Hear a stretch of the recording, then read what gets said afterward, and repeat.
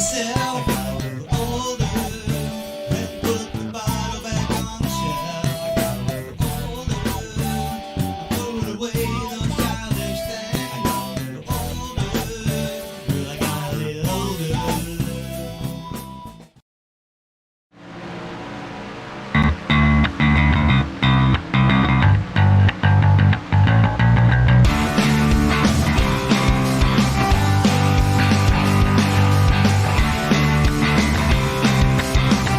Ladies and gentlemen, welcome to the Irish Hills of Michigan. Here tonight for the SimPossible Racing League. We got the split series for you tonight, running trucks at this 2-mile D-shaped oval. We're about an hour and a half outside of Detroit. So for auto manufacturers, for everybody involved in the sport, this is a very important race. But I'm Kevin Rich here in the booth with Carlos Acosta, man knows cameras tonight, and going to be providing some commentary as well. Hope you guys enjoy the broadcast. It's going to be a very fun race. Of course, Trucks in Michigan always put on one heck of a show, and it's going to be something to watch. But Carlos, last week we saw the split series run the K&N cars at the Thompson International Speedway, the modified track. So really, you know, you really can't get much more different than the combination we have here tonight with the trucks at this big super speedway. Yeah, I agree. It's a massive difference in between both, not only vehicles, but also the track itself.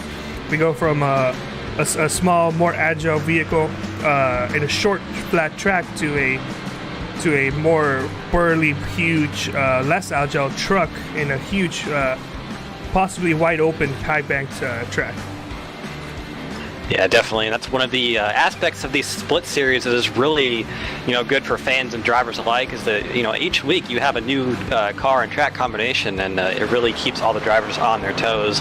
But as we saw bumping and banging in short track racing last week, today is going to be all about drafting and keeping the truck, really keeping that truck wound up, keeping as much momentum as you can around this track, because it is very fast. It is very, yeah, this is the repaved version as well, so you know, you got fresh pavement, and it's going to be, we're going to see speeds in excess of 180 miles an hour today.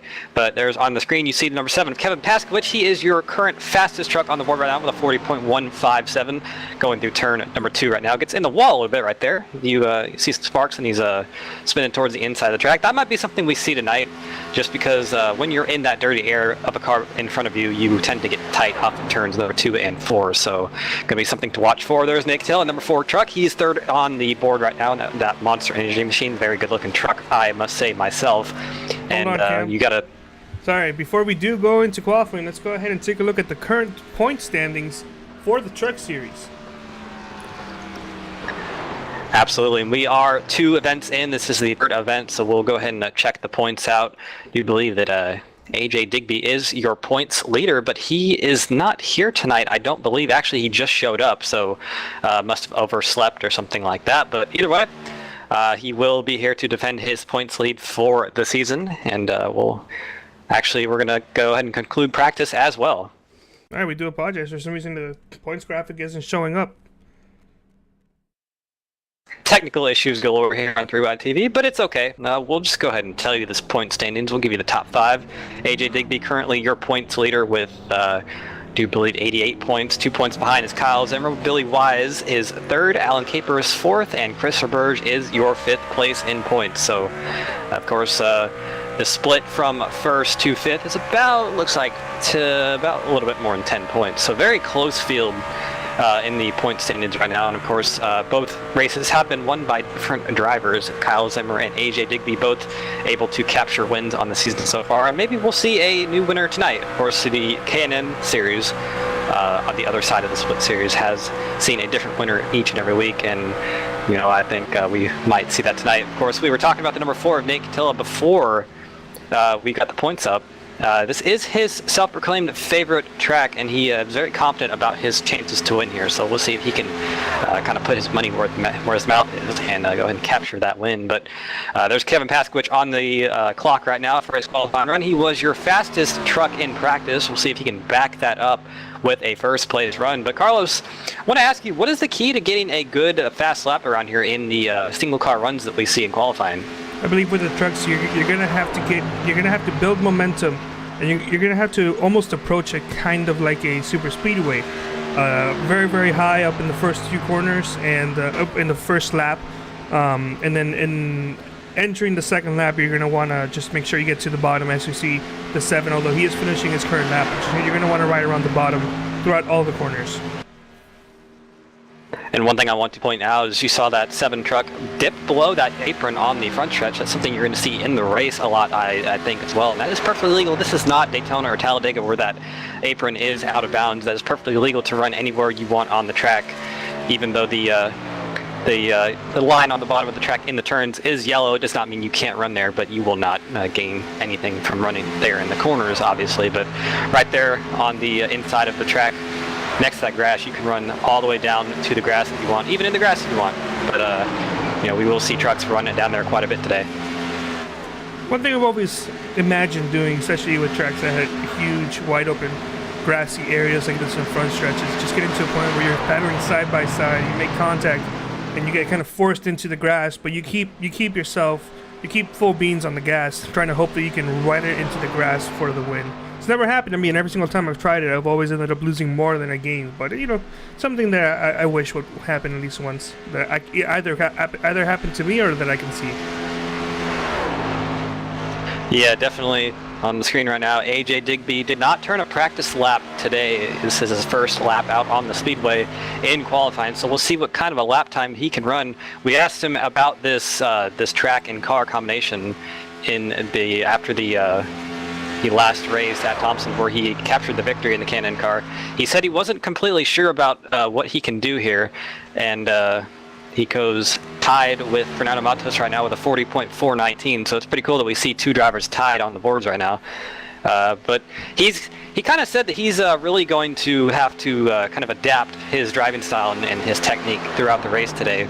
And definitely that's no more true than the fact that he hasn't actually run any practice. So, these are his first laps out on the track right now. And Carlos, I know you probably have done that at least once in your racing career, really just coming into a race last minute and running. What are the challenges that a driver faces when they do that? They don't really know the track conditions or anything well, do they? Aside from the challenge you're going to be facing battling the track and others, you're going to have to be battling yourself. The very few times that I've done this personally, it's never by choice. It's never something I want to do. Not only do I not fully know how the car is behaving or the truck is behaving with the track, but also there's a good chance I may not get comfortable behind the wheel. And if I'm not comfortable behind the wheel, I tend to make a lot more mistakes than I do usually, just because I'm either trying to figure out how to get comfortable, either actual sitting position or just comfortable in relation to how I feel against the track. That's my biggest issue when I don't practice for a race. But that's just aside from not knowing the track itself or not fully knowing how the track is at the current time. Absolutely, and definitely comfort is a aspect of speed in racing. You can't be fast without being comfortable, or if you are, you probably are going to wreck the car or something like that. But we're finishing up qualifying right here. Kevin Paskowicz coming off right where he left off in practice in position number 1, so he has come out here today and shown that he is the favorite for the win. He's that number 7 truck, very fast right now. And he is about 2 tenths quicker than anyone else on the field, I do believe. So very impressive run by him. And we'll go ahead and get your grid set up real quick here. You see the trucks all lined up in that short track style formation, kind of off canter on the pit road. But either way, Kevin Paskowicz is your pole sitter for tonight's event. And he's going to be joined in the front row with the number 13 Alan Capers, Carlos. In third place, we're going to have Mark Digman and Nate Cotilla. Started in 5th, last week's winner in the Can-Am car, AJ Digby, and outside the points leader right now, Kyle Zimmer. Fernando Matos in row 4 with Billy Wise on his outside. 5th row has our last 2 qualifiers take time, Thomas Wise and Johnny Berardi. And I do not have the information as to the last 2 people who didn't qualify. That'll be Zudema and Brian Lohead. Thank you, Cam. Cam to the rescue. Let me talk to you something about this graphics package. I don't know exactly what happened. There must have been an update or something, but currently, whenever we try to show somebody who did not post a qualifying tag, It just doesn't show up on the actual qualifying section of our graphics package. We've actually tried it with a previous graphics package that used to show it, and it still doesn't show it. So I don't know if there was an update with ATVO, or if there's an update with iRacing that has changed it, and maybe not necessarily broken it, but has just changed it to a position where we can't show who did not post a qualifying match. So that's a little behind the scenes as to why you haven't been seeing the graphics show up. I personally like to think of it as a feature instead of a glitch. If you didn't qualify, then your time doesn't get shown on the graphics package. If I can change that, I would, but I'm a little bit illiterate when it comes to coding and ATVO. And how very iRacing of that. If it doesn't work, it must be a feature and not a glitch. But this is going to be exciting to start right here. All these trucks lining up from that short track style start on pit road. Looks like everybody is pretty well doubled up. So Carlos, I think this can be a fun race tonight. But coming through turns 3 and 4, all these drivers figuring out what they're going to be doing. The pace car making the initial turn off to the left before it pulls completely off the track onto pit road, and indeed it does right now. So we're going to get set to go green here in just a moment. Field in the hands of Kevin Paskowicz, number 7 truck. It's a little bit of wheel spin, I think, on the start, but it looks like he gathered up pretty quickly. Everybody gets going pretty well. Looks like we already have some pushing in the back with the 97, or excuse me, the 25 of Kyle Zimmer and the number 4 of Nate Catilla. Those two trucks pretty well hooked up nose to tail right now. We'll see if they can get a run on the outside. You see them running right in the middle of the track right there. But Alan Capers looks a little racy up there for the lead, but he has number 48 of Dingman below him, so he can't really do anything. But actually, yes, he does. So he proves me wrong right there, and he's looking for the lead right now. Oh, they almost very made close in turn contact. 3. It was very close there with the 13 and the 48. They almost made contact, and that would have also involved the 7. But here comes Nate Catilla battling for second with Alan Capers. Looks like he is making true on his promise that he is going to come out here and try to win the race tonight. Definitely showing good right now. But looks like right now the number 7 has about a 3/10 lead on everyone else. Well, this is a track that you mentioned that the 4 Nate Catilla considered his favorite track. He's very excited to be in here, and he's more than likely looking forward to finishing in first place. I think anything other than first place might be a considered disappointment on his end. Yeah, when you're that confident about a race, definitely you want to come out and win it, and really anything other than first is a disappointment. But you see he is battling with Kyle Zimmer and Alan Capers, and he's going to win that battle for now. And really, one thing I want to point out right now is this is a kind of a high line oriented track. You will see these trucks running middle to the high side around this racetrack. Once you try to get down that bottom side, like you see Kyle Zimmer there running, it does make the truck get very tight, and you just cannot carry any speed off the corner.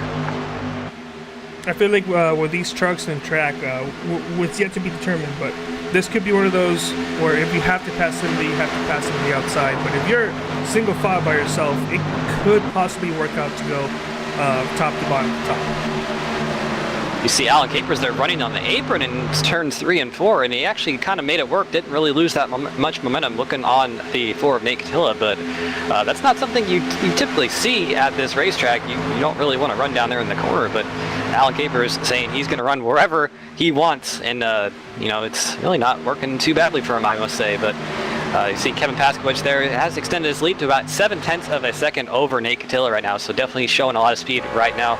It's like there's not really any side-by-side battles in the field right now. Right here, we're on board with, I believe that was Kevin Paskowicz. But we switched over to the last 3 cars in this group for 10th, 11th, 12th. That's 66 of Brian Lowhead, 99 of Johnny Berardi, and Thomas Wise, who are just coasting in the back. I'm assuming they're trying to make sure they don't get involved in any accidents and bring home this circle of peace. That being said, if they do get involved in an accident, how many fast breaks do they have, Cam? They have 4 fast breaks for these types of races, so if they do get involved in an accident, they should be all right as long as they don't expend those fast breaks really. Ooh, a little bit close off turn number 2 there with Alan Capers. He got very close to the wall. He was battling side by side with Nate Catilla, still going at it for second. I think he might be under threat from Kyle Zimmer, and indeed he is. So we'll see if Kyle can make that move into turn 3. It looks like he won't be able to. Sliding up a little bit. Ooh, almost some contact. Good heads-up driving there with Alan Capers to move his truck up the track a little bit too to give Zimmer a little bit of room. But don't look now. There's AJ Digby. He's found himself in the fight right now, going on the outside of Kyle Zimmer into turn number 1. We mentioned that they had all strung out in one single file after the first couple of laps. But now that everybody's got in the groove, trying to figure out how this track is behaving, they're all getting a little bit racy now that we're 6 laps in.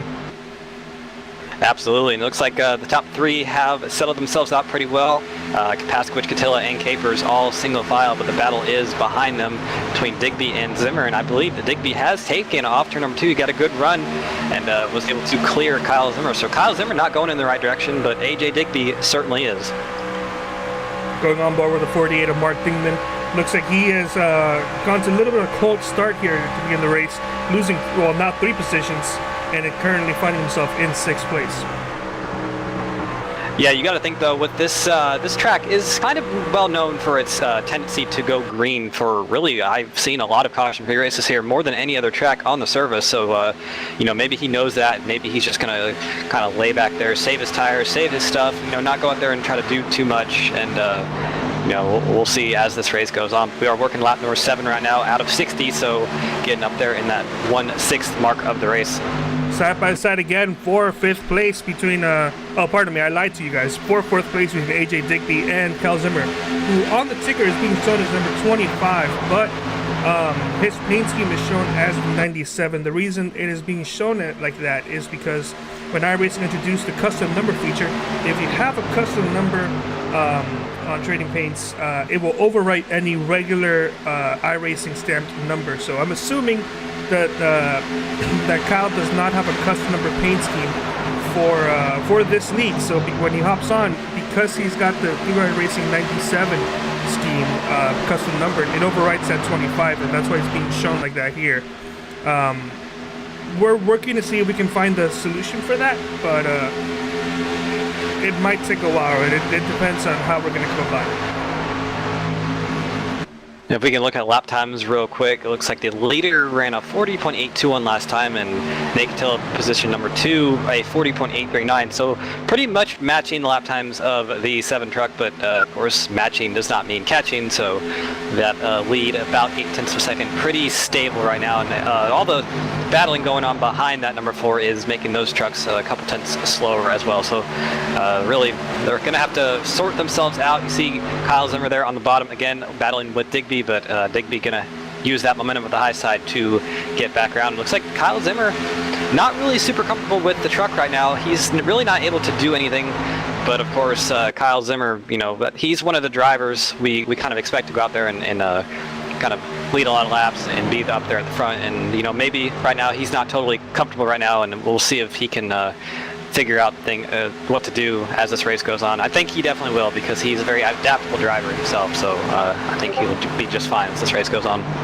Yeah, going back to what you mentioned about catching the 7 of Kevin Paskowicz, even if the 4 of Nick Catilla was gaining on him, unless he's gaining on him by a huge margin, it's going to be easy to catch up, but it's going to be a whole different scenario to pass this lead vehicle. And one of the things that is helping Nate right now, before really the 7 gets too far away, is he still is in that draft a little bit of the 7 truck. And of course, this is not a super speedway like Daytona or Talladega where you are going flat out around the entire track, but definitely the draft here does have a big effect, especially with these trucks being all boxy and huge and everything. So, you know, as long as he can stay a little bit in the sights of that number 7, he should be pretty well all right. Battle for the 3rd position. Oh, 3 wide. Zimmer, Capers, and Digby going out down the front stretch, and looks like somebody's gonna have to give there. That's not gonna work in turn 1. It looks like Alan Capers had to give. He was in the middle. I don't know if they have to give in this track. Look at that. Even going 3 wide, they still have more space to fit 3 additional vehicles. It looks like the big winner out of that exchange. Looks like the big winner out of that exchange was the number 97 or 25, whatever you want to see, of Kyle Zimmer, and he has moved himself up to the 3rd position. But here comes Alan Capers. Ooh, he drove it into turn 3, but was not able to do anything. He slid up the track and almost got into Zimmer. So good piece of driving there to back out of that. But he's going to lose the momentum off turn number 4 and lose the spot as well to AJ Digby. So move Capers back to 5th and move Digby up to 4th. This was something that the 48 of Dingman was enjoying, seeing these trucks battling side by side by side. And it allowed the 48 to catch up just slightly to the back of the 13 now. He is still in 6th place, so that is still a net loss of 3 positions, but If he just hangs in there, saves his tires, he might have something at the end, especially if we go caution-free. Now, Cam, with these trucks and the 60-lap scheduled distance, go caution's out, so never mind. What I was going to say goes out the window is that one truck of Thomas Wise spins in the backstretch. Yeah, it looks like a single car accident, I would believe, but it doesn't look like there's too much damage on that truck, if anything, so he should be alright. Well, even, actually, there's a little bit of right front, so I'm going to assume he hit the wall off turn number 2 and spun it down to the inside wall, but we will make sure on the replay here. He's going through turn number 1 right now, so see if he might have got too low on the racetrack, and yeah, you see the car sliding up to the outside right there, just kind of pop the wall right there off turn number 2, and down to the inside he goes, just kind of spins it around. But single car accident, nobody else involved. He'll get that car fixed up, and right after these caution laps, get ready to go. I'm actually just a bit confused as to why that was actually a caution, but I guess that that actually works out for the one truck. Yeah, these newer iRacing tracks are a lot more sensitive with cautions. They're not like the old ones where you can flip over on the racetrack and it won't throw a caution for you. So that would, I think, if this was the old Michigan, that probably would not have been a caution. All right. So right before the caution came out, I was about to ask how long, if not how long, but if these trucks could go the full distance without pitting. But now that's irrelevant because everybody's going down Pier Road. Oh, sorry, not everybody. Somebody stayed out. Believe that might have been Billy Wise in the 32. Yeah, and he is right up there in the points battle, so he might just be choosing to lead a lap. Of course, that bonus point, you know, those bonus points definitely going to play into effect once we get closer to the end of the season. And of course, no chase in either this or the K&N series, so you need to get all the points you can, just like old NASCAR, where points actually mattered. 13 overshots to stall. Same thing with the 48. That being said, I gotta be honest. I said that hoping something would come out of my head, but I drew a blank. Well, let's just go ahead and say that the number 7 in the battle off pit road there, and he's going to be followed by, looks like, Digby and Catilla. So Catilla losing a spot, Digby gaining, I believe, 2 on pit road. So good stop for that number 14 team. I remember what I was going to say. That being said, the 32 was able to pass the leader as the leader was on pit road, so he did officially lead this lap. And to kind of extend what you were going to say before the caution came out, Carlos, of course, these trucks do run 60% fuel, so I'm not really even sure if we can make it from here. It's going to be, I would think it's going to be tight. Of course, this track always known for its fuel mileage kind of quirkiness, so, you know, definitely... 15 laps down, we have about 45 to go right now, so it's definitely going to be close, I believe. I want to say they aren't going to be able to make it, and we're going to have at least one more stop. So I do apologize for those little beeping noises. Thought I had the Discord unmuted, and I did actually have the Discord unmuted, but I did not turn off the Discord on the main PC, so that's what those little boom noises were. I want to go ahead and take this opportunity to give a quick shout out to everybody in chat. Mr. Mike Rourke and Matos Nation checking in. Of course, Fernando Matos right now running in the, I believe, the 10th position, but we will see him later on in this race, I believe. And we have Rod Island saying go Johnny. Wesley Lee, of course, a regular in chat saying go Capers. GOM1600 saying let's go Zimmer. So all you guys, thank you so much for coming in and hanging out with us. And it's good to see that there's fans of the drivers in this league. It really kind of makes it really more enjoyable for me and for everybody else, just to see that there is, you know, support for everybody else in the league. All right, Cam, we've run 15 laps. Pardon me, I was a bit away from the mic there. Cam, we've run 15 laps so far. Looking currently at the fastest lap on the ticker there for every driver. We are seeing a very, very fast 40.2 second lap by the 7 of Kevin Paskowicz. Do you believe he has the truck to beat? Well, judging by practice times and qualifying and the fact that he has led the most laps, I believe actually all until the, he has led all until the caution. Yes, I do believe he does have the truck to beat for now, but we definitely have a lot more laps to go, and we'll see what happens later on in this race. He is started on the outside right now. The restart's going to be controlled by the number 32 on the bottom of the track, Billy Wise, and of course he has 15 lap older tires, so that's going to be something to watch on this restart. Definitely going to have to see how those tires hold up. I believe he might get swallowed up by the field, because that is a huge difference at a track like this. But either way, pace car is off.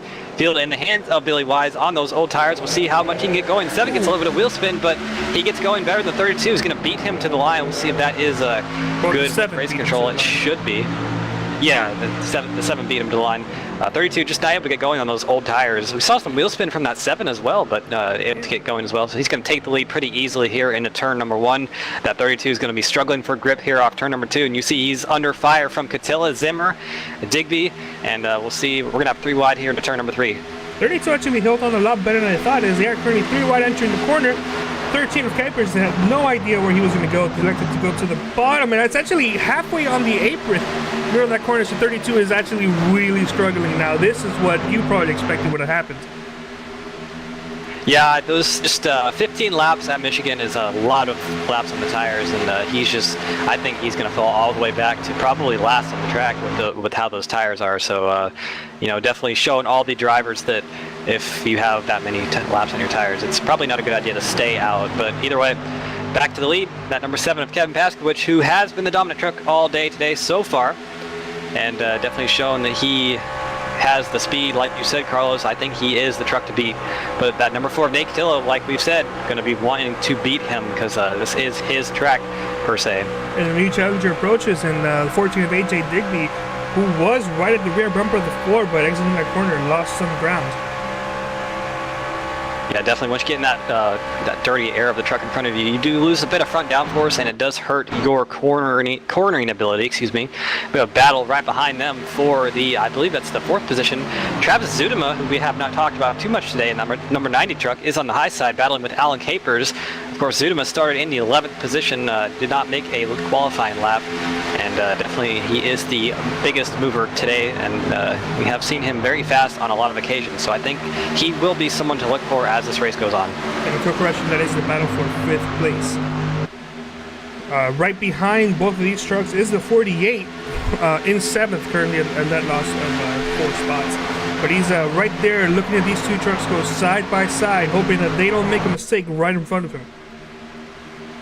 Yeah, and it is a kind of a predicament when you are in that position where you have trucks and side by side. Ooh, battle for seconds. It's like, ooh. Yeah, battle for second, as right as the battle that we were looking at was starting to heat up. Battle for second with Digby and Catilla. So Nate Catilla not going to like that. Digby is going to like that, and we'll see if he can make the move into 3. He drives it off into the corner, but I don't think he's going to have enough track to make the move. No, he's not. So Catilla's going to come back on the outside, and actually he's going to bring Kyle Zimmer with him as well. But Kyle's going to cut him and go with Digby. Perfect example of what we were talking about in being in the low section of the racetrack. You cannot pass, at least not after a couple laps, as everybody settles in. You need all the room you can get if you want to run that inside line. If you can't, then you're just going to struggle in the exit. You're going to have to back off the throttle or take a long time to get on throttle, and they're all going to zoom right by you on the outside. And we look a few cars back, we see the 48 of Dingman losing spots, kind of like a leaking bucket right now. He's fallen all the way back behind Brian Lowhead, back to the 9th position, I believe. So something not right with that truck right now. I think it's a little bit more than what we said earlier about saving the tires. Maybe just not comfortable or something going on, but definitely not going in the right direction for him. As this battle for second place continues, I just want to take a quick moment and go back and ask Cam, leaking bucket? Yeah, like if you put a hole in a bucket of water, it's just kind of you know, gonna kind of go out and not stay in the bucket. Okay. I mean, I'm not sure what I expected, but that's actually the answer. You're welcome, everyone, for a new saying. I think we'll see if that one can stick. But a couple more battles on the racetrack right now. That battle for second is pretty hot right now. Catilla, Digby, and Zimmer all going at it pretty well. And while these guys are battling, they've lost about a second and change to the leader, Kevin Paskowicz. So definitely coming out, and that number 7 truck is very fast today. See Nate Catilla on the bottom of the track, sliding up a little bit. Digby knows that, so he has to give him room on the exit, but he's going to have the run on the exit turn number 2 to clear the 4, maybe. But he has a push from behind with Kyle Zimmer, so you know, a bit of a position. Yeah, ooh, there's the 4 on the bottom of the track sliding up once again. So yeah, you just that's going to be the story of today. That bottom side just not good. You really can't do anything with that unless you get a monumental run or something. So we do have a quick update from the camp of Chris Roberge and his race team. unable to make it to the racetrack in time because they were too busy working in real life. I've been there. That struggle sucks. So, Chris, it's a shame you couldn't join us tonight. Hopefully we see you out on Wednesday, and if not, then we'll see you out next Monday. Absolutely, but in the meantime, hope you enjoyed what you're seeing on the broadcast right now. Of course, it's always better to be out there doing it, but sometimes it's okay to be on the other side of it, just watching it. This battle for second, pretty good right now. As we were talking about that, Nate Catilla did lose it and has fallen back to fourth, I believe. So these two trucks, Zimmer and Digby, who were the main contenders for the championship, as we saw last season going into Homestead, kind of like a round two, if you will, going at it once again. So we'll take a quick moment to talk about these two trucks right now. First of all, number one, as this battle continues, of Kevin Paskowicz, just currently pulling ahead as these fat cats behind him continue to battle side by side. The other driver is Billy Wise, who just came out of pit road. So that strategy completely backfired on him. And if it was just to lead a lap, he led a lap. But at this point, you're going to have to question if it was worth it to get that 1 point, but lose additional points and positions in the process. Yeah, he's going to need a caution now, definitely, for sure, now that he is about, I believe he is 1 lap down, so yes, really that not work out for him whatsoever, but, you know, you got to do it to know. So, you know, I'm always a big gambler in my racing, and I can't fault someone for trying something like that, because you never know. What's your lucky number? Looks like, turn 2 at Homestead is my lucky number.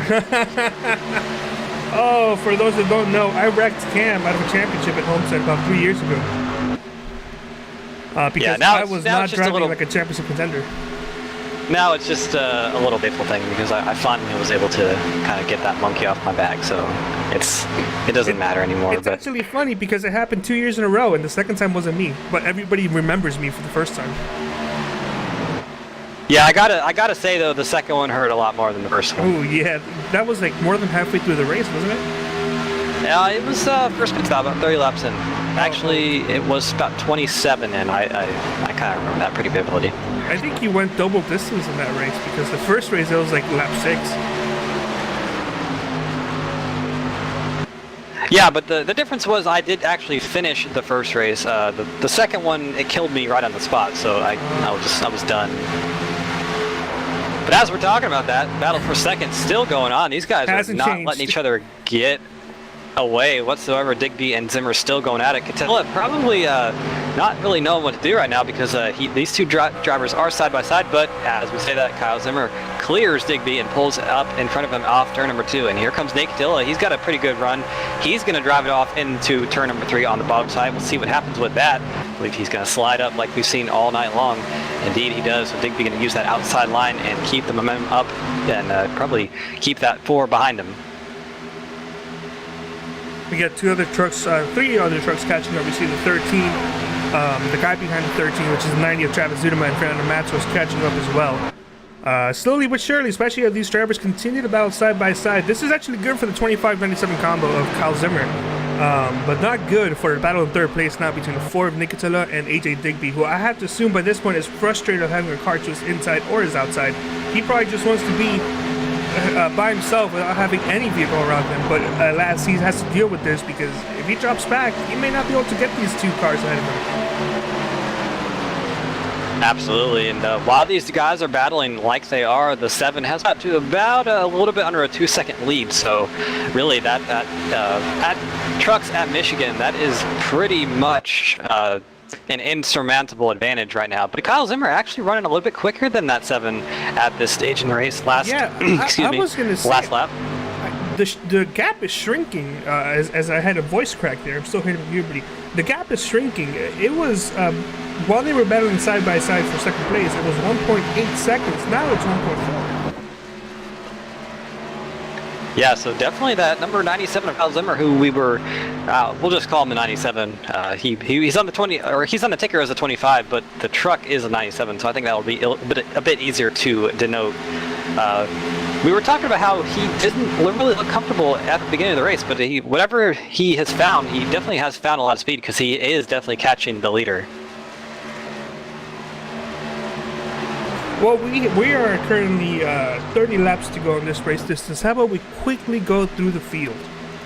We already mentioned how fast currently the 7 car is going, and he's doing a great job. Has held the lead, and pretty much the only time he hasn't been leading was in that exchange of pit stops, and because the 32 stayed out. So he's doing pretty good.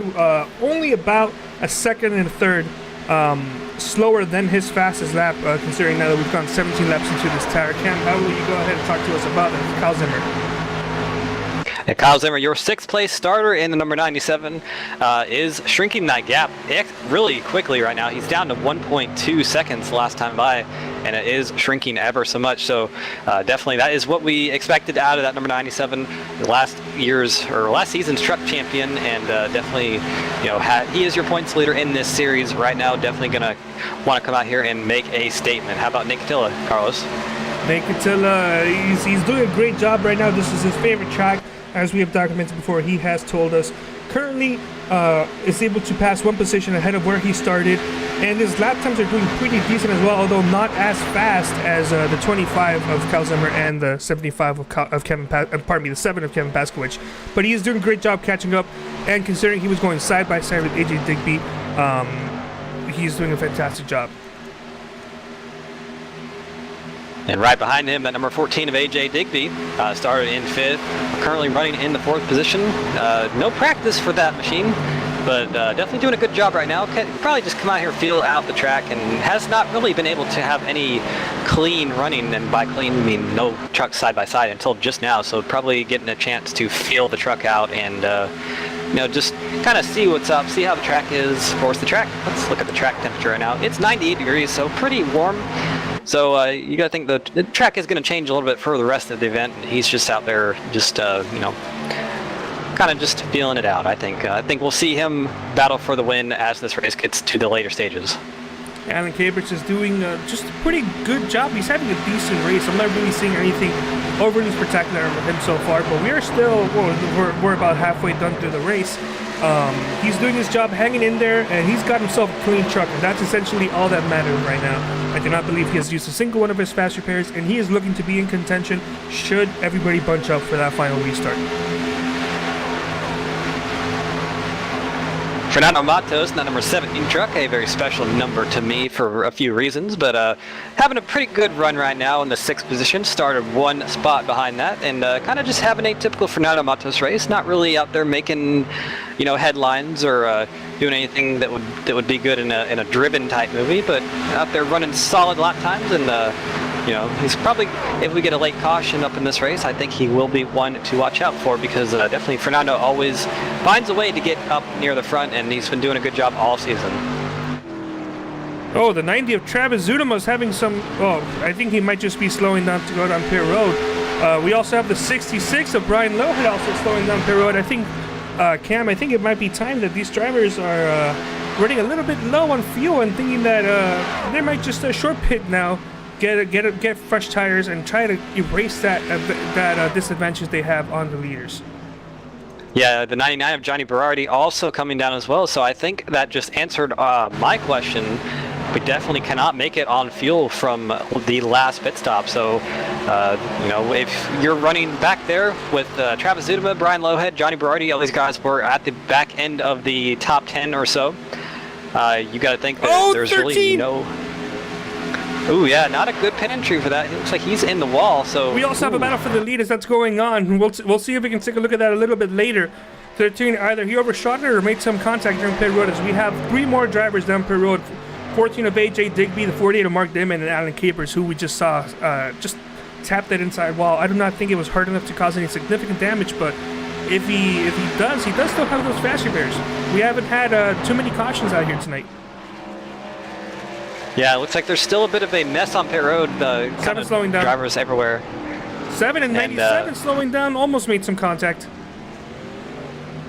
Yeah, this is a pretty crazy turn of events right here. That was, I think, those two drivers kind of saw that they were both going to come in pit road. So your two leaders of the night right now coming on pit road. We'll see who gets off first. It's going to be all about that pit stop, all about to make sure that you do not speed. It is a very easy track, this one, to speed for whatever reason. Maybe it's just because of how wide pit road is, but that does give the lead to the number 4 of Nate Catilla right there. He looks like he's probably going to come down pit road right now this lap. Now, I don't know if you noticed, but entering pit road was the 7 of Pascowicz did a fantastic job. He was behind the 97, and he was able to dive bomb in there, outbrake the 97, and retake the lead, and that has allowed the 7 truck to retake the lead, exiting pit road. So this is going to be about maybe half of a second of a gap once these trucks go up to speed. So this 7 truck did a fantastic job, and with how many little laps we have left, it could be enough of a distance to help the 7 get a win. Yeah, and both those drivers did come off pretty much nose to tail and give the advantage to Pascowicz. You see Digby right there. I do believe he did pit before these guys, I have to think. So look at that amount of time he was able to make up on these two drivers. A lot of time right there, and he is in the fight for the lead right now because of that short pitting that he did. And I know I mentioned that half of a second gap, but that's immediately been erased as the 97 has gotten to the inside of the 7, and now is the perfect opportunity for the 97 and the 25 combination truck to actually pass on the inside with all these fresh tires. All these trucks have 4 tires. And all of a sudden, we have a 3-truck battle for the lead with Pascowicz, Zimmer, and Digby. You're right on board with Digby right now, and he's got to be loving what he's seeing. Sorry to cut you off. Go ahead. Oh, no. I'm saying that Digby's got to love what he's seeing right now because not only is he right up there with the battle, but those two trucks, if they start battling pretty hard, that he's going to have the advantage with both tires and kind of momentum. So kind of just, we were talking about Digby not really being too comfortable with what he was doing, but I think he's going to be more than happy about where he is on the track right now. Now, this is a battle for the lead, considering that the 4 truck has gone down pit road, and the 4 truck staying on this lead has actually really costed him a lot of positions. He is now 9th, and it's not currently showing exactly how far back he is from the lead, but he's a pretty big of a distance behind. Something that one of the commentators, GOM 1600, mentioned, by the way, shout out to GOM, I'm glad you can join us here for this broadcast. He's mentioning, aside from the amazing job that we're doing, so thank you so much for that, he mentioned that this is also Kyle Zimmer's home track. I honestly cannot remember if we mentioned that tonight, and if we did, then you get to hear it again, but if we didn't, then this is Kyle Zimmer's home track, so he's also itching to get a win. And even though it is just sim racing, not really real, it is always something that is on a driver's mind when you go to a track that you consider your home track or something like that. That you wanna, it gives you that little extra bit of special kind of push to win it. And he's got a good run through turn 4. We'll see if he can make the move. He goes all the way down to the apron to try to get something on that number 7, but not able to do anything. Pascowicz is putting his truck exactly where Zimmer does not need him to be right now. I know this is something that I always have in my mind when I drive at Homestead, just that home track feeling. It's similar to like a local sports team tending to want to do better at their own home stadium or home pitch or park or whatever it is. It's just that special magical feeling you get. And Kyle Zimmer trying to make that bottom side of the track work right now. Actually, he's made it work more than anyone else tonight, I have to say. He's actually been able to work it pretty well, but not able to do anything off turn number 4. But he is hounding that number 7 pretty hard right now, and I got to think that he is the faster truck at this stage of the run. So we'll see if he can do something with Pascowicz. Pascowicz doing a fantastic job right now, keeping that number 97 behind him. Pascowicz clearly knows that at this point he may not necessarily have the fastest truck in the long run, but he knows that he needs to defend this top spot no matter what. He is currently driving out there like Ryan Newman would, and I am proud of him right now. He is doing a fantastic job keeping himself in a position to possibly win this race. He knows that if he gives the 97 that outside lane, that it's over for him. If the 97 gets the outside, he's going to zoom on right by, and he's never going to get another chance to pass him. And to kind of allude to your Ryan Newman comment, let's just hope that there's no punches being thrown after this race, just because, you know, Clint Boyer and Ryan Newman. For anyone that doesn't know, they kind of got into a fight after the All-Star race, so let's hope that doesn't happen tonight. We don't think it will, but we'll see. But like you said, Paskowicz doing a fantastic job too. He's not letting the 97 get to the line he wants to run, and that's really they're really hurting Kyle Zimmer's chance of passing him. I know that these drivers are pretty much some you consider world class, maybe not necessarily in their talent, but on their spirits and the way they treat each other. Yeah, everybody can get angry at everybody every once in a while. People have gotten mad here before, but they never really take it out on themselves. They never go out there and purposely just destroy somebody else's race. These guys, they laugh it off. They fight. They share jokes. They do everything they can. They're just one amazing tight-knit family of drivers here in this league, and that's what I love about this league in general. Everybody here just loves each other so much. And that is one of the things that makes the SimPossible League very different from any other league. It is a kind of a friendship first, more than a league. And the racing really does come second, but it is always great to see a battle here with Fernando Matos and Travis Zudema. Fernando Matos is the 5th position truck right now, looking to go to 4th, which Zudema has, and we were kind of talking about that. Fernando Matos he's a very low-key driver, doesn't go out there and do too much flashy stuff, but look right here, he's going to get a pretty good run off turn number 2. I think he might take the position from Zudema pretty easily. Oh, behind the forest, wrecking! Caution is out. The 1 truck looks like he also got involved. We also saw another driver who was at, I believe, maybe the 13 may have also been involved. The 4 is still trying to get his truck back together. Just a little bit too much beans getting back position. Let's go back and take a look at the replay and see what we can see, Cam. Yeah, it's definitely going bad to worse for Nate Catilla tonight. We talked about how he lost all that track position on the pit cycle, and looks like he just got into it with somebody back there and nose in the wall. Has a bit of damage on that truck. He was battling with Alan Capers, and there was also Thomas Wise there in the number 1 truck. It's like just a bit of a stack up there with the Wise and Capers. Really, they just 3 trucks trying to go for 1 truck width of room, and ultimately that did hurt Nate Catilla the worst. So probably not too happy about that, but he is going to have the chance to get his truck fixed up, and the caution, it's gonna bunch everybody back up again. Wow, that looked like both the inside and outside drivers moved towards the middle at the exact same time. That's just a perfect storm of just bad misfortune for everybody there.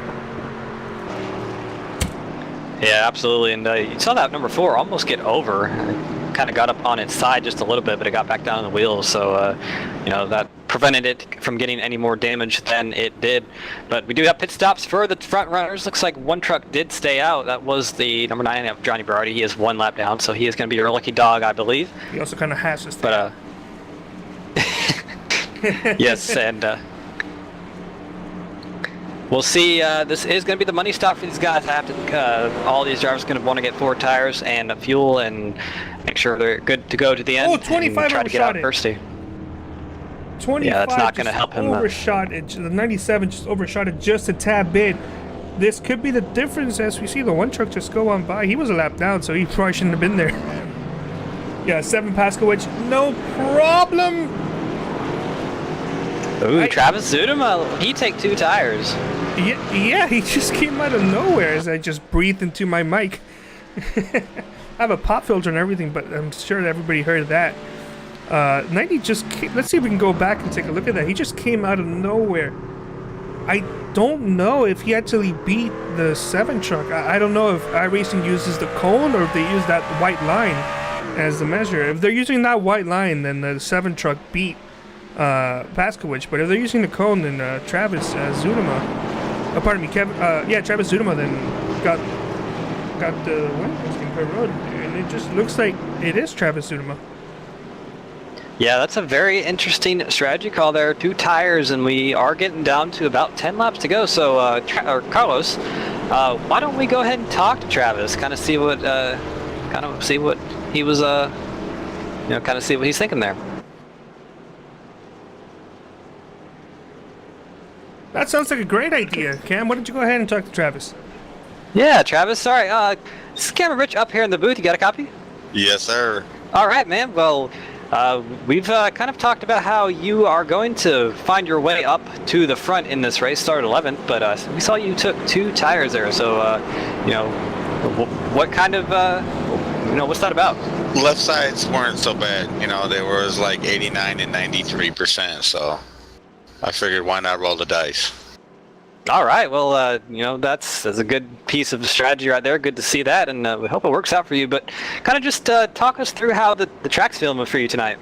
It's the track time's been going down, so it's been getting a little tighter. You know, a little bit more grip in the track, but it's just got to back up your corner entry a little bit more. But it rolls nice. It's good. Good times.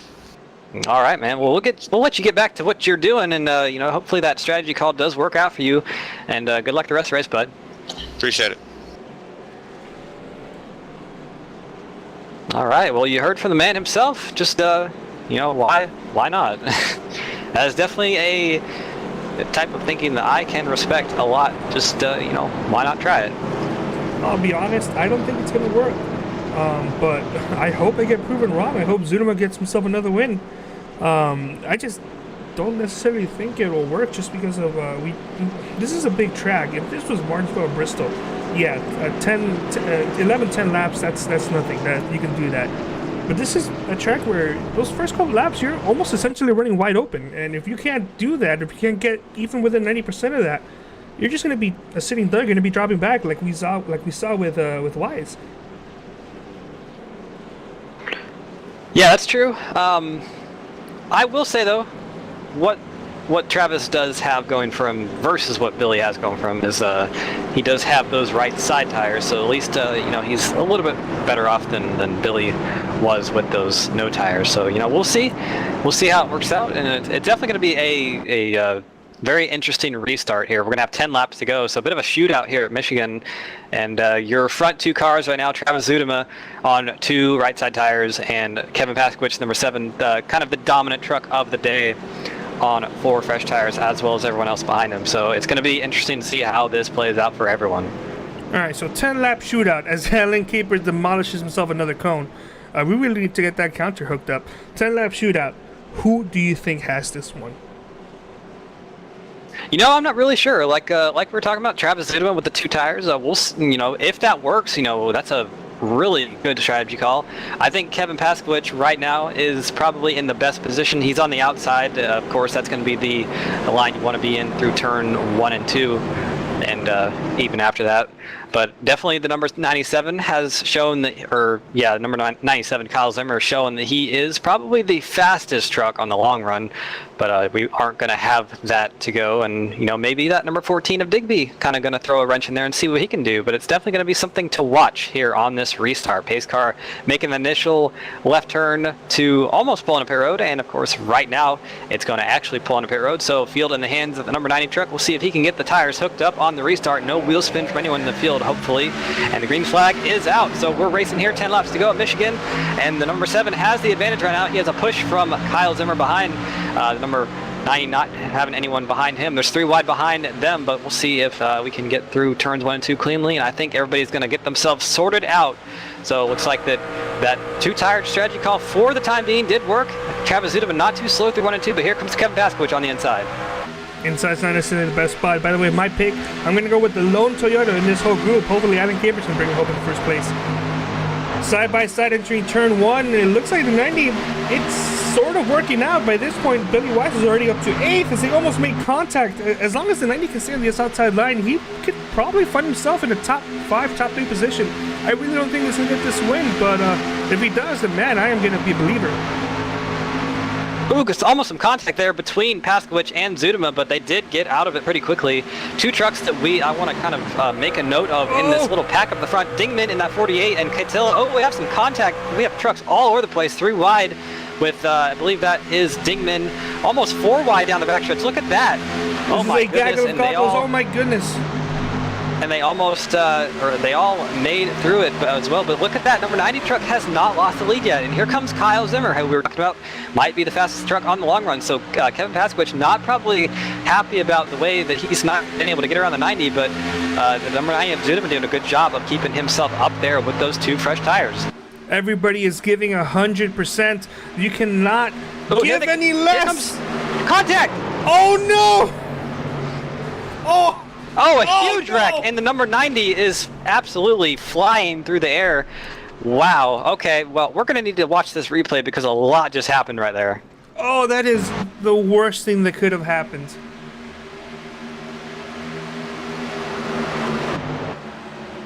So it just looks like that the 7 and the 97 just kind of got together, and really there was the two trucks going for one space, and unfortunately it looks like the big loser, excuse me, out of that was that 90 of Zudema, who was doing such a good job keeping himself up there, and really no fault of him, just kind of got involved in those other two. Oh my goodness. Yeah. And unfortunately that did kill his truck, so he's going to have to take a fast repair, and effectively he is out of the running of this race. I don't know if anybody was able to catch that, but during the initial flips while he was in the air, the engine did expire. So the 90 did have to take a tow. That is going to put him at least a lap down, and as we mentioned, out of contention. 14 probably doesn't have a chance. He's going to be all the way in the back. Let's see who else was caught up in it.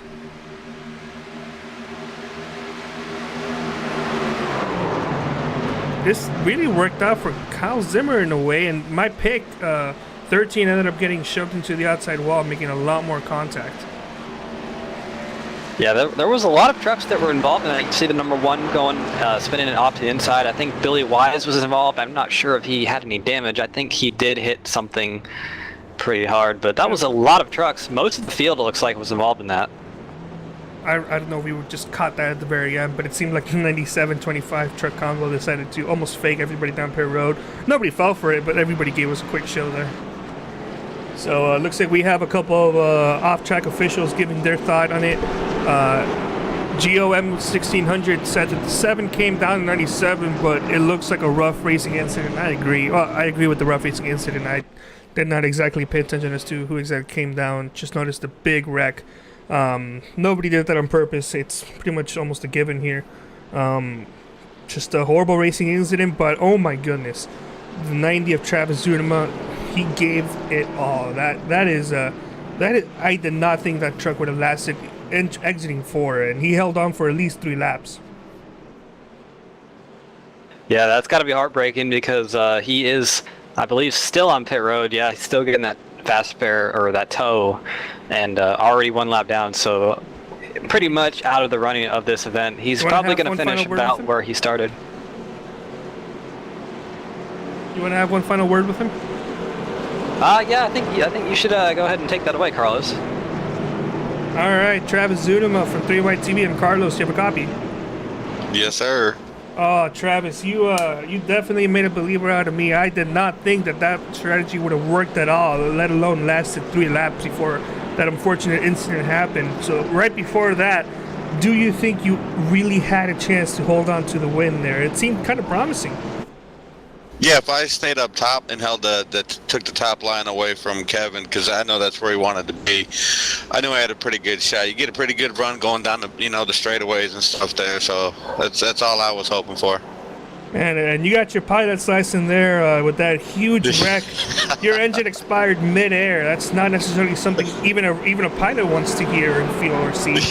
Yeah, could right. you even see anything? Is it like the ending? Is it like the end of the speed race? It was all I can say is it was is a very beautiful day outside. The sky looked really good, All right, well, I really wish you good luck for the next race, Travis. It's a real shame that happened to you, but oh man, you gave us quite a show. I was trying, man. Appreciate it. All right, looks like we may be restarting with probably 3 laps to go. 25 has the race lead. This is his home track. He wants to win it. Where is the 4? The 4 of Nicotilla is also 4th. He's going to be on the outside. That's not exactly a bad position. He would probably like to be closer on the outside than 2nd, but I think he also probably has a good chance at winning this race. Absolutely. I think anyone up in the top 5 really has a good chance to win the race. We've already seen some contact and trucks being flown through the air. And one thing I want to say about that is it's good to hear Travis having a good attitude about that. He's kind of laughing it off and saying, it's a good day. So It's heartbreaking, but definitely good to see that everybody is like go with it. But one truck I do want to focus on for the time being, number 48 of Mark Dingman. We talked about him earlier in the race. Started third, kind of fell back a bit, but he is back up there in the running. So I think he's one of the trucks that has a good shot to take this away if maybe the 97 and 7 get together again. Well, we should be getting one to green, and there it is. This is going to be it. 3, 2, 1, and then a checkered flag. It's if the caution doesn't come out, because if a caution does come out, it is over. But if the caution doesn't come out, we should be in for a nice finish. It's definitely going to be one heck of a restart to watch, and I think, that number 4 of Nate Catilla, I know he's got to be a little bit angry about what happened earlier, so he's going to be driving mad. Maybe, the 97 and 7, maybe they're going to be driving mad because they just got into each other. So I think, it's not going to be. Go on board with the 4 on this restart and see if anything can happen. Yeah, that's a pretty good idea. Onboard restarts are always fun to watch, so we'll see what he does. Maybe he'll just get a bit of a jump and maybe shove that 7 into turn number 1. But we have seen that on these restarts. Yeah, these drivers hooking up and trying to get some momentum and stuff worked up. So it'll be something to watch. All right, three lap restart. Who do you have for this one? I'm gonna go with the 4. I was actually gonna go with the 7. Actually, I think he's gonna find a way to get around the 97. He's the fastest car in the short run, I have to think. So I think he'll do something. But either way, I it could be completely wrong, but we'll see on this restart. As Kyle Henshaw mentioned, you're gonna have to run it on the outside to win this race. Pace car is off. Trucks are about to get going. Let's see if green flag is out. These trucks they're going now. 7 has a great start. 4 isn't exactly on his rear bumper, but he's there. He's gonna be in a good position to possibly steal this one. Yeah, and that was trouble. Looks like the caution is gonna come out. Out. Yes, it is. Oh, huge wreck. Yeah, I think that, that just kind of zapped our good finish that we were going to have, unfortunately, but I think it's going to go to, it might be the 7 that might have got the win. I'm not sure. We'll have to see what iRacing decides, but that was a pretty big wreck. Saw the 13 get hooked into the wall, and as well as the 97 go head on the wall, so big hit for both of those trucks, but we'll have to see who was declared the winner. I thought the 97 was ahead, but we'll see how iRacing determines that. Oh yeah, the 13 just made contact with the 90. And I'm not saying that it was anybody's fault. I'm just saying there was contact made between these two drivers. Ended up turning the 13 into the wall. That's a real shame to see us even get another angle of that. They were going 4 wide. Yeah, that's definitely something. 13 just tried to move on up. If he was clear, that would have been a really good move on his end. Unfortunately, it ended up being a race finishing wreck.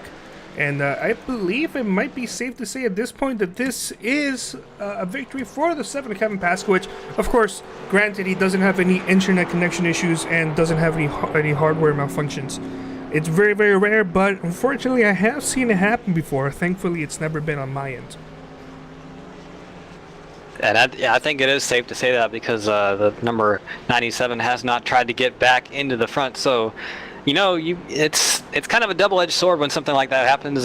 Kevin Paskowicz is obviously happy about it, but Kyle Zimmer probably on the opposite spectrum of happiness, probably a bit ticked that caution came out so early. But either way, it's a shame. That was, I think, going to be a great finish to watch. But either way, it was a great race to watch for the previous 57 or so laps of what we saw.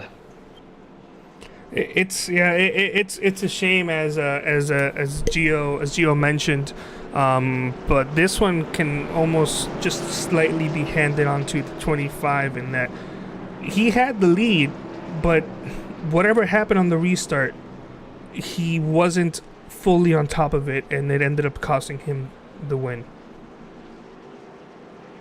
Yeah, absolutely. The 7 truck get ever so slightly a better restart, and that definitely was the difference. And because really, I thought the 97 was ahead, But apparently, whenever the caution came out, the 7 had a nose on him by just a bit. So I wonder what the margin of victory, if you were to take it from the caution point, would be. It would be, you know, in the thousands, I think. So it was that close. That being said, even though this race finished under caution, it was still a fantastic race to watch. There was plenty of action going on, and by all means, a lot of battling for second place. It's that 7 truck definitely deserved the win. The 97 made just a small crucial mistake towards the end. Let's get out those kazoo and let's home down another victory. And number 7 of Paskowicz crosses the line at the pace speed of 60 miles an hour and takes home his first win of the year in any of the divisions. So good to see that. And Kyle Zimmer probably, you know, not the finish he wanted at his home track, but either way, a second place is a good result, and he's definitely going to extend his points lead by a little bit. But that was, like you said, Carlos, a great race all around. And once again, you know, the SimPossible drivers come out here with these trucks in Michigan, put on one heck of a show, and it definitely, you know, not the finish we wanted, but I think the 55 or so previous laps before that definitely made up for it. Yeah, I agree. This is a great race to watch from beginning to the end. There's a couple of drivers making contact in the backstretch, just having some fun. Something we like to mention every time we broadcast the SimPossible Racing League. This is a league that is dedicated for disabled drivers and only for disabled drivers. So everybody here likes to have fun, race, and just generally have a good time. So as we're going to go ahead and let the 7 tear down this engine, let's crank it up. I can't say that for copyright reasons, so it means, let's turn it to 11.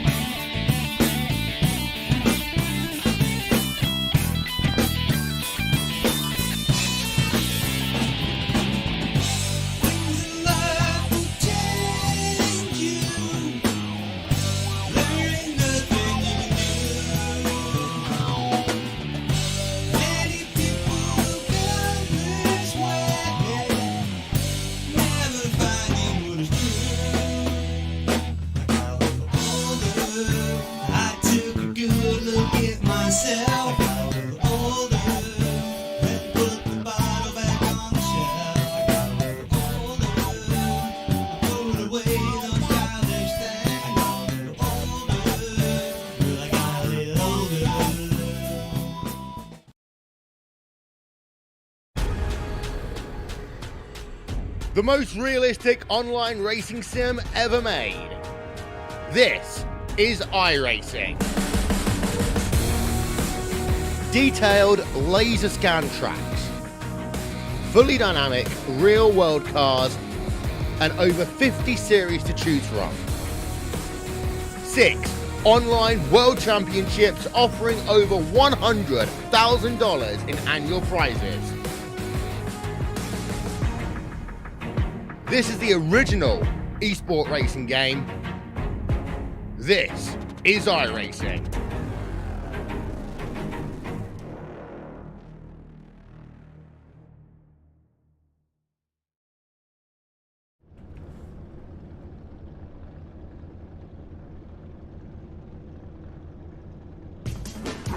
All right, everybody, welcome back to Michigan, and we've concluded tonight's event. Got some interviews for you guys tonight, or right now, excuse me, and I believe Mr. Carlos Acosta has caught up with our third place finisher tonight, Mark Dingman. Yes, Mark, congratulations on the podium finish. You kept yourself always in contention. You had a clean truck, and you brought it home third. You want to give us a quick rundown as to how your day went? Yeah, it was a great run in the beginning. Truck, of course, got tight later on in the run, so I had to change up my line. A couple mental mistakes. I hit the wall off of two a couple times. Other than that, truck loosened up a little bit. All in all, great racing tonight. As you guys saw towards the end there, it really had my heart racing for sure. Oh man, that was just a blast to see. Everybody was always giving it their all, and there were a lot of battles for second place. Do you think you could have done anything different to possibly get yourself a race win there towards the end? I think at the end, two great guys up there in the top three. It really came down to strategy, although I kind of took a risk with four tires, but in the end, those guys were racing with heart, so it was pretty hard to catch up to them. All right, well, another question is, did you just have a blast running in here tonight? Were you excited with everything that was going on? Very, very little cautions here today, just I believe only two, and a lot of just clean passing over here tonight. Yeah, for sure. The whole group of guys here is amazing. What they do, how they race, everything. It's clean, respectful. It's an awesome group of guys. I love being here. Definitely tested my long run skills tonight. All right, well, actually, Cam, you might be able to help me out with this. I'm trying to find where is the next racetrack they're going to next week. Well, we know we have Charlotte on Wednesday. Are you going to be participating in that? And if you are you excited for that? How are your thoughts? With my work schedule, it's kind of all over the place, so I try to make it when I can, basically, and the guys here know that. That's true. Well, before we do let you go, Mark, fantastic finish. Do you have any shout-outs you want to give out to anybody? Shout out to everybody who's in this league, especially Jeff who runs it. Great thing you put on. Shout out to my main sponsor, GameWorks, Mall of America, Ford Entertainment Group, and Sim Graphics. All right, well, thank you so much, Mark. We hope we can interview you again there next time in the future, as I just have issues getting any of these words out. So thank you so much, Mark. Thanks, guys. Thanks for the broadcast. Have a good night. All right, well, we know that words are pretty hard, but we'll see if I can get some words out. Of course, I've caught up with the second place finisher, Kyle Zimmer, and Kyle, I know you lost. I know that was decided by mere inches there with that caution coming out, but you did have a pretty good run. Kind of just take us through the race in your own eyes.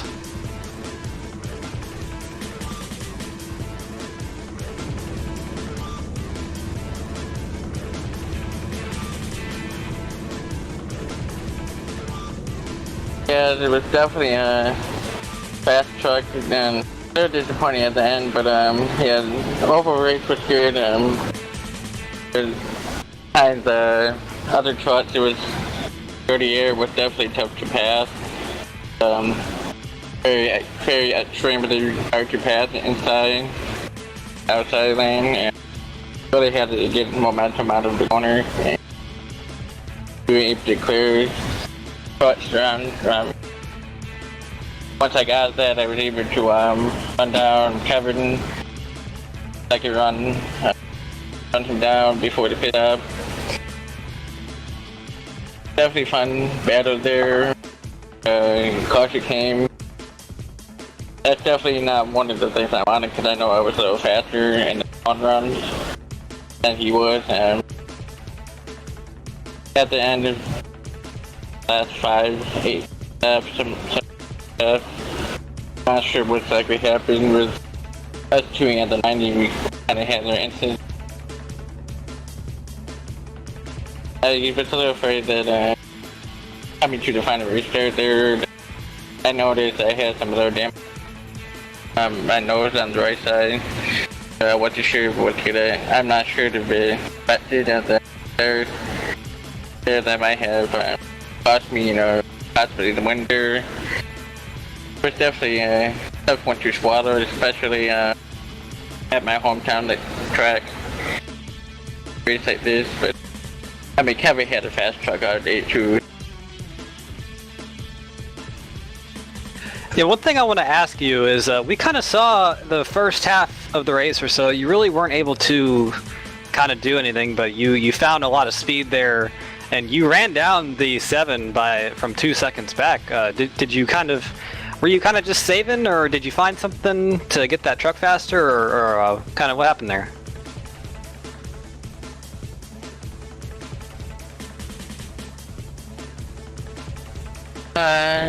I would say it's a both. I would say because I noticed once I couldn't pass in early on, I kind of stayed in the line, tried to save up tires a little bit, and once the tire wear started showing on the other truck and myself, and that's what I was starting to make some moves there, here to there, and I noticed I made some aggressive moves around AJ, and I wasn't sure if I was actually getting clear. That was fun pass to 3 lines there. And first half, I was definitely kind of loading somewhat and kind of saving tires, That's after 15 laps or so, I was started showing more there.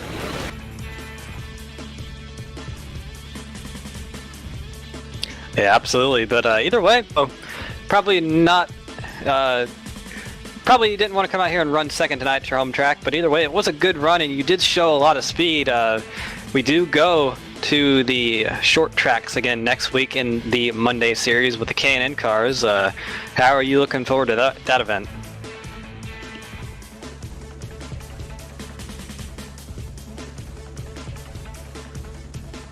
Yeah.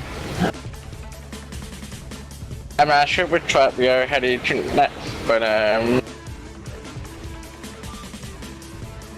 think it would be fun to race short track. Other short tracks we have been in the K&N series, it's been fun, and I think we might go USA track, but I'm not 100%. But if it is, then definitely gonna be fun. Definitely looking forward and trying to round on some point lead as well. Definitely gonna be something fun to watch next week. All right, Kyle. Well, as always, congrats on coming out here with another good run to extend your points lead. But before we let you go, we want to give you a chance to give some shout-outs, so let's hear them. Yeah, I'd definitely like to shout out to you guys for my TV, and I'm doing everything broadcasting this weekend out, and I want to thank Jeff for creating this thing. As usual, and this is what I wanted to get from participating. And I want to thank everybody racing and Patterson Motorsports. It's been a great night. For Patterson Motorsports side, we hit both trucks got the top 4, so that's a good race for us, and that's sweet. All right, Kyle. Well, appreciate you talking to us, bud, and we can't wait to talk to you again next week. Yeah. All right, well, let's see if we can find our winner, Mr. Kevin Paskowicz. He's right over here, so let's go on over to him. Kevin, sorry to interrupt your conversation, but this is Ken Rich up in the booth. You got a copy. Yeah, man, what's up? All right, man. Well, as the winner of tonight's event, you get the privilege, we'll put that in quotes, of talking to us. But, you came out here, you led practice, you put up a flyer in qualifying, you led the most laps. Not much else to say about that. Just kind of take us through your race in your own eyes. How did it go for you? Well, early on it was pretty easy. I don't want to really say that. No, the guys in the league are really fun to race with, and it was dialed in, but statistically, Michigan's my best track, especially in trucks, so I just know the track and was just kind of cruising. But of course, Kyle's really hard to beat. AJ's really hard to beat. And I know that they worked their way up through the field and got to me eventually. It was going to change everything. So I tried to bide my time. Didn't really work. I kind of killed my tires on that second run before the green flag stopped. So, and then it was just kind of playing a little bit of cat and mouse, I think, with Kyle. I was backing off and I was trying to save and conserve, and I was trying to just kind of out-conserve him, and we got the caution. So, but overall, really fun. Want to thank all the guys in the league. I want to apologize to Travis for a little bit. That was some really hard racing, and we touched a little bit there and caused that caution. But overall, a lot of fun. Yeah, speaking of Travis, we did talk to him, and I did ask him about track changing a little bit. I'm going to ask you the same thing. Did the track change a lot during the race, and how did that affect the way you drove it? Because you talked about how you were you had to kind of change the way you were driving to keep the tires on it. So did the track, did that have anything to do with it? Oh, definitely. I mean, for me, the track started off really, really neutral, and I run my steering a little bit different than most of the guys, and it was causing me there towards the end. I was getting loose in. The car was just a little bit twitchy, and just the way I was turning in was allowing it to drive a little bit more in the right rear. So that definitely changed things up, and that actually came right just a little bit after halfway. I would say probably about lap 35. The track really started to change, and there by the end it was, for me at least, very loose. So definitely had to, change entry point, change, where we were on the gas, off the gas, how we were turning in, just all kinds of stuff. Absolutely, but you are the 5th different winner in the Monday series, and I believe the 3rd in the trucks. But we do go back to the short tracks next week with the K&N cars at I believe Martinsville. So that's going to be a pretty cool event. How are you looking forward to that one? Not too bad. I'm looking forward to it. I think we've been doing really well in the K&N cars, which is funny. It's a series I've never really run. Don't race very often, elsewhere, so looking forward to it. I think we have 2 top 3 finishes in 3 races to start the season and 2 poles, so I'm looking forward to turning some laps at Martinsville and see what we can do next week. All right, man, good stuff. But, as always, thank you so much for talking to us. But before we let you go, we're going to give you a chance to throw some shout-outs out there because we know you got some people you want to thank, so let's hear them. All right, yeah, well, of course, I got to thank Actilion and the PH Human Project and PH Aware and Palmetto Distilleries, as always, for being on the car for us. And Phenomenal Evolution, all my teammates over there. Byron, Ronnie, Nate, Willie, all those guys, Tony, and of course my lovely wife Karen for, as always, allowing me to do this and, knowing what it means to me and letting me go with it. So I think that just about covers everyone tonight, and hopefully I get to tell them all I appreciate them again next week. All right, Kevin. Well, congrats on getting the win tonight. You came out here and absolutely made a statement, led the most laps by far, and had a great run. Started off great, but we hope to talk again next week, bud. And thanks for talking with us. All right, thank you guys. All right, well, that was your winner, Mr. Kevin Paskich, in that number 7 truck, and I think Carlos has caught up with the man himself, Jeff Schmidt. Yes, Jeff. He has got to be one very happy man because this was another banger of a race. Only I believe 2-3 cautions. Somebody confirmed that for me. But very, very, very, very, very quick, very aggressive, and most of all, very clean. It's just another amazing product that we have seen tonight from the SimPossible Racing League. Jeff, can I get your thoughts on this? Thank you, and I couldn't agree anymore, man. What an absolutely amazing race. I was on the edge of my seat the whole time. I'm not gonna lie. Kevin Paskich had a huge lead to begin with, and he was out there running in his own area code, it seemed like. But as the race progressed, Kyle Zimmer and a couple of them other guys slowly caught up to him and found something that they didn't have earlier in the run to finally catch him. So, man, it was awesome. I think it was 3 cautions tonight, which is not bad at all. A 60-lap run, 3 cautions, not bad. The guys had a blast, and it was just as much fun to watch as it was to listen to them have fun. You know, that win at the end, wow, it came down to an inch or so. I got to look back at it again because I couldn't believe it. When that caution came out, Kyle Zimmer and Kevin were side by side, and they were so close. I know Kyle rather, was not very pleased about the caution because I know he had a run and probably thought that he was the truck to beat at the end there, which rightfully so, maybe he was. So it was definitely that close of a finish with us having ended under a caution circumstance. Yeah, I agree. It's just a lot of, not necessarily passing, but a lot of battles, especially for second as I dropped my kazoo. A lot of battles here for second place that we were noticing. Just Kevin Paskowicz pretty much the first 3 quarters of this race had it essentially won. He had the fastest truck.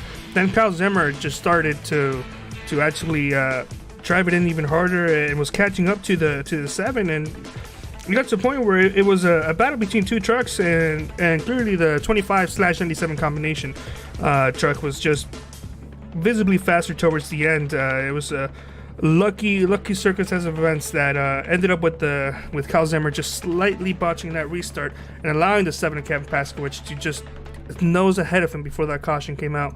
So that being said, a very successful race. Everybody here is proud of what we saw, and we're all happy with all these drivers and essentially what all of these drivers are achieving. I don't know if you'd like to shed some more light on exactly what this league is and what it does and who these drivers are. Absolutely, and I appreciate the opportunity to do so. So SimPossible Racing League is a league designed for and dedicated to drivers with a disability. Now this ranges from severities, of course, but not one disability in the league is something that is taken lightly. It's not something that would be considered as in, something that an able-bodied person typically would experience. They all have something in their life that makes them different. We'll just put it that way. And God created them differently, and we all met up here and created something for them to have a place to run, to feel comfortable with each other, to have fun doing it, to not worry about being ridiculed for any reason, but most importantly, to feel more like you have someone else that experiences similarities to you, really, to be able to have similarities with your fellow racers and to have fun doing it. I know I'm probably explaining this terribly, but words just can't really do justice to what we've done. I don't sit here and write speeches or write these things out. I kind of speak from the heart because this whole thing's been created from the heart, and we're going to continue to do it that way because I believe in what we do, and I think it's right, and I think it's awesome. I think it's righteous, and these guys are amazing. I mean, had you not known that the drivers in this league were disabled, I don't think you would ever know by watching them. There's some fierce competition out there, and these guys do an amazing job. I mean, I could be out there racing with them as well, and you couldn't tell the difference between me and all of them. Me being, not necessarily having a disability, but living with disabilities in the family and caretaking and understanding all of that, which has really sparked my interest into trying to help in this whole situation.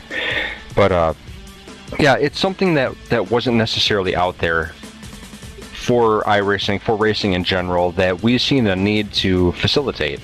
And I'm really happy that we did because these guys are having a blast. And, when that green flag drops, the idea of having a disability, it's not in your mind anymore. That's completely gone. That's something that the league was created for, and it's how we all met, but it has nothing to do with how the racing goes. I mean, once that green flag drops, it's racing, and nothing different than anything that me or you experience from day-to-day racing and iRacing or any other form of racing that we do. It's truly amazing. I'm extremely proud. I'm blessed to be able to do this, to have somewhere for these guys to race and have a good time, and just looking forward to every single race after the one before, really, because it's been a blast, man. Yeah, and to add to what you were saying, you mentioned it to myself and possibly Cam as well, that for most of these drivers, or even some of these drivers, this is a form of a therapy for them, and they end up feeling better than how they were before they came into the race. They leave happy in most cases, and they just take a couple hours to relax, forget about the struggles in their life, hang out with friends, and have fun. So this is even if one driver gets affected and has a good experience with this, it just makes it all worth it. It absolutely does, and we're very happy to say that it affects many more than one. And yeah, we don't have 20, 30 cars out here, but we don't need 20 or 30 cars. These 10, 15, 20 drivers that come out and race with us consistently on a week-to-week basis, I would rather have these guys come out and have a blast together and talk with each other and whatever, than have a field of 30 cars of your average Joes that are going to fight and complain and whatever. These guys are absolutely awesome to deal with. I mean, even tonight, I believe Fernando in the 17 had a blown engine, and AJ Digby in the 14 gave him a push to pit road. I mean, this is stuff that you don't see in normal leagues. I mean, these guys' character speaks for themselves. It's truly amazing. They would do anything to help each other, and that's something that you don't typically see with other leagues or other types of racing. Yeah, it's a wonder to see. Well, Jeff, we're going to another short track again next week. Unfortunately, Cam and I were unable to determine what track it is, and then we're also going to Charlotte on Wednesday. Do you have any plans as to how you expect those to go? You know, you kind of, with the racing, you kind of never know what you're going to get until you get there, but I will say that it's going to be a blast and that there's going to be good racing no matter what. And we have yet to see anyone really walk away so much from the field to where there's no competition. There's always some kind of competition with each other in this league, and these guys will find one way or another to get next to each other to contest each other. And I think them being friends and having each other's backs really pushes them all harder to get better. And you know, it's just kind of like teammates. Like, you don't want to beat anyone more than your teammate sometimes, and although that may seem contradictory, it's absolutely true. The person that you respect the most, you want to beat the most, and that's kind of how these guys are, and they constantly make themselves better and better, and they are constantly progressing. So we're very, very happy to see the progression of, since this league was started till now, the racing has just gotten better and better, man, and it continues to do so. So I'm just truly blessed to be part of this, and we thank you so much for being part of it as well. I'll go ahead and get my shout-outs out now as well. Thank you very much to the drivers, the family of the drivers, to allow them and help them to do this. Their friends that push them to strive to be better and to root them on. Everyone that watches the YouTube videos and our live streams, thank you so much. Your support is highly appreciated, and we see you out there. It's so awesome to know that we have some fans and friends out there that watch us racing, and the drivers think that that's the coolest thing in the world, as do I, and anyone else that truly supports us. So thank you all. That anyone that's truly involved in this, thank you. Thank you to 3 Wide TV, Carlos, yourself, and Cameron, Peter, Greg, everyone in the past that's helped us with 3 Wide TV. Thank you so much for broadcasting. It's been an amazing experience, and we're so happy that you've been with us from the start, man. We couldn't have anyone better be part of this than 3 Wide TV. So thank you so much for that, and truly, I think that you made the right choice by sticking with us, because I think that you're the best fit to do this, and probably the only fit to do this properly. Thank you to our previous sponsors who have sponsored us in the past. We are looking for new sponsors, of course. Now, with our Monday night split series being every Monday, and our Wednesday night B-Car series Xfinity, whatever you want to call it. We are looking for sponsors for each series and the league in general. And if you're interested in that and want to help these drivers out, then please get in contact with me. SimPossibleRacing@gmail.com is the email to contact us. We have a website, SimPossibleRacing.com. We have a Twitter, SimPossible_. We have Facebook page, SimPossible Racing League. There's many outlets for you to get a hold of us, and we're looking to represent your brand to let people know that your brand wants to help out with something so cool as SimPossible Racing is. And I think it's a great opportunity for someone to not just get their name out there, but to also show that they support something like this, which is a great thing. So we truly appreciate everyone, and if you are a disabled driver and want to join us and have iRacing, please get a hold of me. It's SimPossibleRacing@gmail, or send me a message, Jeff Schmidt. Send me a private message anywhere. I'll get you hooked up and you can come out racing with us. Every driver is welcome. We got open arms. If you have some form of disability and you want to come join us on track, you are more than welcome to, and we will do everything that we can to make you feel comfortable. Other than that, thank you everyone, and God bless. All right. Perfectly well said by Jeff. Just one quick note to add: the sponsorship. This is just a perfect deal for sponsoring a small group of drivers in this league. This is not money that's going to go directly to any of the owners or anything like that. This is money that goes on to helping set up the sessions, helping set up any additional practice sessions, as well as buying any vehicles and tracks that some of these drivers may be unlucky enough to not have. So this is just a perfect deal for just small help. Will be enough to get a whole small group, a small platoon of drivers to be talking about your products and be mentioned on a broadcast as well as any commercials you guys want. So if you guys want to help out this league, it's very, very much appreciated. On that final note, let's go ahead and wrap it up, because at about 10:15, half of the people in this commentating booth have to go race at the 3-Yard Racing League, and there it's going to be broadcasted by the wonderful people at SimTV, one of our great friends, and they actually provided all of our track cams that we see. So before we do sign out, let's go into the race results. I'll go ahead and start it off. In first place, of course, the race winner, we saw Kevin Paskowicz. Fantastic win, just edging out Kyle Zimmer, who was just very disappointed at the finish for tonight. Definitely wanted to win at his home track. Mark Dingman in third place. Fantastic run. Definitely well-placed finish for him. Nate Catella also wanted to win at his favorite track, was unable to. AJ Digby in fifth. Brian Lowhead in sixth. Adam Capers finishes seventh. Billy Wise finishes eighth. Johnny Berardi in ninth. And Fernando Matos in 10th. And finishing just outside the top 10, we have Travis Zudema and Thomas Wise. Of course, Zudema was involved in that wreck at the end on those two tires. Very unfortunate to see that. But you know what? That's all we got for you guys tonight. Hope that that was a pretty good race for all you fans involved. But we're going to give a quick shout out to everybody who comes and joins us in chat, all the friends and family of the SimPossible drivers, and I think we might have some commentating family and friends as well. So we want to thank you guys. You do make the commentating a little bit more enjoyable. We do read your stuff, and we do enjoy you kind of hanging out with us and whatever. And want to give a shout out to all the people that watch live and the replays. Of course, we wouldn't be doing this without you guys. So of course, that you are our main kind of driving force. And one more shout out to the guys at SimTV. Like Carlos just said, they are a good partner of 3Wide TV and do provide our cameras for you guys to watch what we have going on here. But that's all we got for you tonight. So from myself and from Carlos here at 3Wide TV, we hope you guys have a good night and stay awesome.